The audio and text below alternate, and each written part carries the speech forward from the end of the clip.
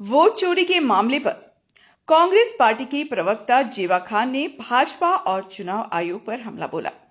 जेवा खान ने भाजपा पर हमला बोलते हुए कहा कि भाजपा वोट चोरी कर रही है। चुनाव आयोग भी भाजपा के इशारे पर काम कर रही है।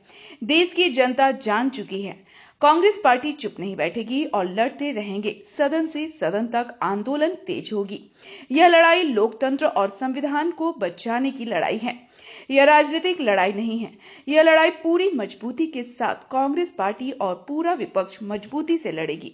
देखिए, जिस तरह वोट चोरी की जा रही है और राहुल गांधी जी ने जो वोट चोरी भारतीय जनता पार्टी और इलेक्शन कमीशन मिलजुल कर किया है, उसी पर मैं बोलना चाहती हूँ और बताना चाहती हूँ कि एक वोट, एक व्यक्ति और एक वोट के जो हमारे संवैधानिक लोकतांत्रिक अधिकार को भाजपा किस तरह कुचल रही है, इसी मुद्दे पर मैं आज बात करना आप सभी से चाहती हूँ।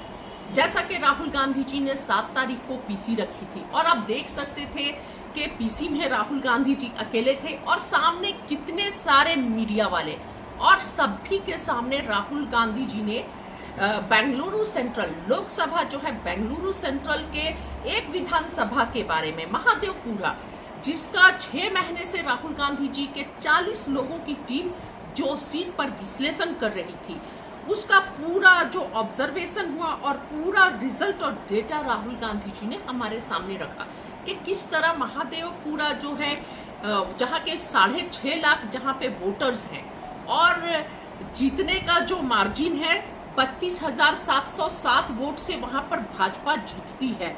और जो चोरी किया जाता है वहाँ पर वोट, जो फर्जी वोटर थे वो 1,02,250 फर्जी वोटर वहाँ पर, यानी वोटों के साथ हेर फेर किया गया। तो सिर्फ ये एक विधानसभा, पूरे देश के एक विधानसभा पर विश्लेषण किया गया तो ये एक रिजल्ट आता है कि 32,707 वोट से भाजपा जीतती है। और कितने वोटों से का हेर फेर किया जाता है, छेड़खानी की जाती है, तो 1 लाख प्लस। तो सोचिए क्या हालात है। और जिस तरह आप, मतलब 5 तरह से वोटों की छेड़खानी की गई थी, वोटों को प्रभावित किया गया था। डुप्लीकेट वोटर्स उसमें थे, जो डुप्लीकेट वोटर्स की संख्या थी वो 11,000 से ज्यादा थी। 11,965 डुप्लीकेट वोटर्स थे। महादेवपुरा में 11,965 डुप्लीकेट वोटर्स थे और फेक इनवैलिड जो एड्रेस थे वो 40,900 थे। मतलब 40,900 फेक और इनवैलिड एड्रेसेस दिए गए थे वोटर्स के। और bulk voters in a single address, एक सिंगल एड्रेस पर बहुत बल्क में वोटर्स 10,452, जिसमें आपको पता होगा कि नेशनल न्यूज़ चैनल्स के बहुत सारे न्यूज़ चैनल्स उन जगहों पर गए जहां पर एक छोटे छोटे घर में 80 लोग रह रहे हैं, बल्क में वोटर्स रह रहे हैं। और जब जाकर पता किया गया तो वहां पर कोई नहीं है। वो लोगों को पता भी नहीं कि ये वोटर लिस्ट में जैसे 80 लोगों का नाम है तो ये कौन कौन है वो पहचान भी नहीं रहे थे। तो इस तरह की छेड़खानी की गई। और इनवैलिड फोटोज, जो इनवैलिड फोटोज का इस्तेमाल किया गया वोटर लिस्ट बनने में, वो 4,132 है। कहीं पर फोटो इतने छोटे हैं कि पहचान नहीं किया जाए और कहीं पर है ही नहीं। और जो 5वां है छेड़खानी का, 33,692 जो फॉर्म 6 है, मिस यूज ऑफ फॉर्म 6 किया गया। 33,692 लोगों को इस फॉर्म 6, और फॉर्म 6 मतलब फॉर्म 6 क्या होता है, जो नए वोटर्स जो 18 साल के होते हैं उनको जोड़ा जाता है। तो फॉर्म 6 में 80 साल, 90 साल, 70 साल के वोटर्स, तो ये हास्यास्पद है। और पूरे तरह से इलेक्शन कमीशन और भारतीय जनता पार्टी मिलकर जो एक व्यक्ति एक वोट के अधिकार का हनन कर रही है और लोकतंत्र के साथ खिलवाड़ कर रही है। साफ सुथरी, और विपक्ष क्या मांग कर रहा है राहुल गांधी जी, साफ सुथरी वोटर लिस्ट हमें चाहिए, रीडेबल वोटर लिस्ट चाहिए। और कल जैसे 300 सांसद, पूरे विपक्ष के सांसद एक प्लेटफॉर्म पर एक साथ नेता प्रतिपक्ष राहुल गांधी जी के साथ इलेक्शन कमीशन के ऑफिस जा रहा था बात करने के लिए कि हमें रीडेबल वोटर लिस्ट दीजिए, और जो भी बूथ पर वीडियोस होते हैं वो दीजिए, ताकि हम लोग उसका विश्लेषण कर सके और अच्छे से कर सके। लेकिन रास्ते में क्या किया जाता है, सभी को अरेस्ट कर लिया जाता है, डिटेन कर लिया जाता है। और शायद भारत के इतिहास में पहली बार एक साथ 300 सांसदों को रोक लिया जाता है, आवाज को दबाया जाता है। तो मैं ये बोलना चाहती हूँ कि ये राहुल गांधी है और विपक्ष है और सत्य के रास्ते पर चल रहे हैं। चाहे भारतीय जनता पार्टी अपनी पूरी फौज को लगा दे, पूरे तरह से दमन की कोशिश करे, भारतीय जनता पार्टी और अमित शाह की जो नियत है और मोदी जी की जो नियत है, वो विपक्ष को नहीं रोक सकती है, राहुल गांधी जी को नहीं रोक सकती है।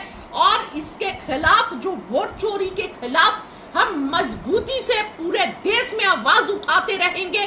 और हम सब भारतीयों का, जो देश से प्रेम करता है, जो इस लोकतंत्र से प्यार करता है, जो इस संविधान से प्यार करता है, हम सभी का फर्ज है कि देश के हर अंतिम व्यक्ति तक ये बात पहुंचाना कि किस तरह इलेक्शन कमीशन और भारतीय जनता पार्टी इस देश के लोकतंत्र के साथ और एक व्यक्ति के एक मताधिकार के साथ खिलवाड़ कर रही है।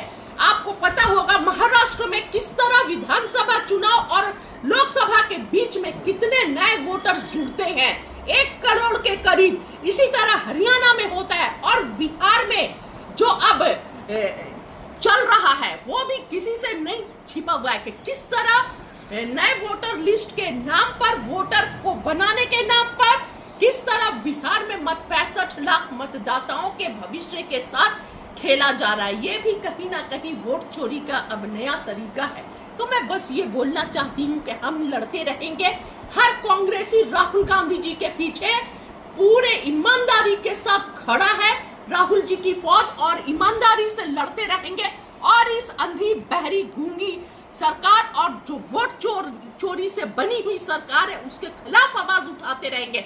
और आपको पता होगा कि लोकसभा में जो भाजपा की सरकार बनी है, वो सिर्फ 25-26 सीटों के अंतर से बनी है। और सोचिए, सिर्फ एक सीट जो बेंगलुरु सेंट्रल का ये हाल है, तो पूरे देश में अगर सर्वे हो और हमें डेटा मिले तो क्या रिजल्ट सामने आएगा, देश भी देखकर चौंक जाएगा और हैरान रहेगा।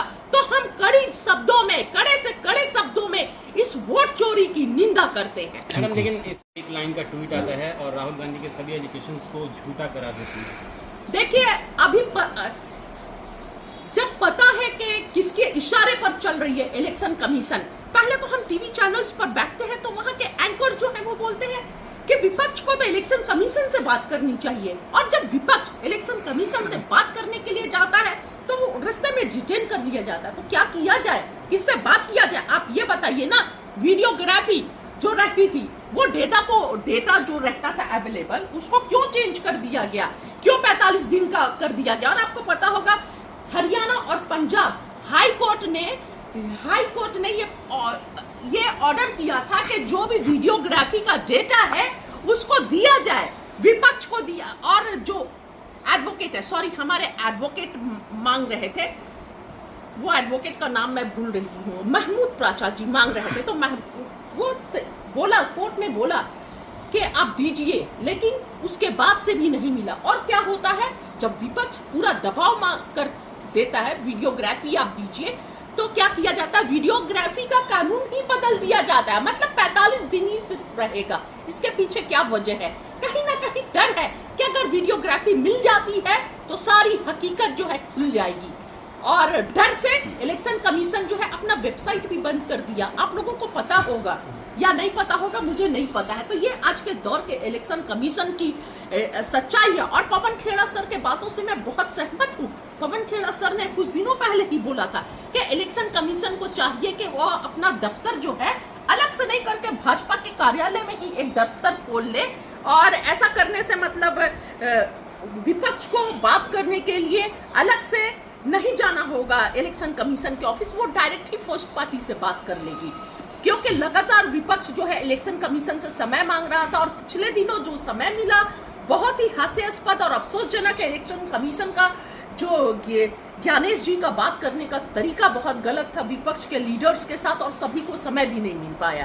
तो हम कुछ भी हो, कितना भी कुचला जाए, आवाज उठाते रहेंगे, लड़ते रहेंगे इस लोकतंत्र को बचाने के लिए, संविधान को बचाने के लिए और एक व्यक्ति को एक वोट के अधिकार को बचाने के लिए। Thank you ma'am.